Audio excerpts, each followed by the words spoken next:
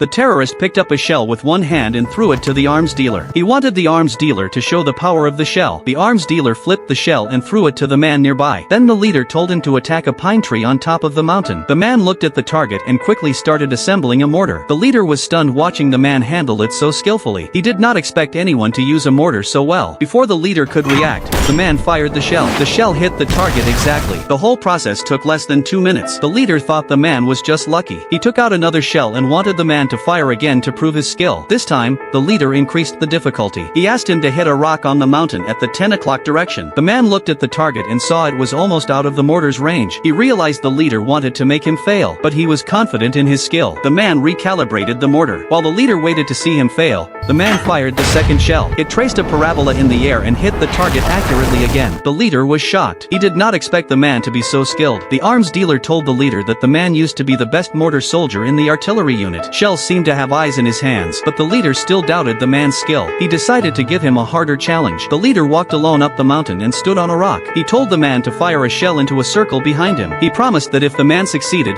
all the weapons in his hands could be sold to him. The man agreed without hesitation. The commission from such a huge deal would be great. However, the challenge scared the leader's men. At such a close distance, shell fragments could be deadly. The men immediately drew their guns to stop the man. The man ignored the threat and continued adjusting the mortar. Before anyone could react, he fired the shell. It landed in the area where the leader stood. A huge smoke rose into the sky, but when the smoke cleared, the leader was unharmed. The man had used a smoke shell to avoid hurting the leader. The ambitious leader ran down the mountain quickly. He took out a bag of US dollars and gave it to the arms dealer, asking him to give the man to him. When the arms dealer refused, the leader added another bag of money. The arms dealer still did not move. The leader became furious. He threatened the arms dealer that if he did not hand over the man, he would get nothing. The men beside him raised their guns at the arms dealer. Seeing the leader was serious, the arms dealer had no choice. He took the money and left, handing the man over to the leader.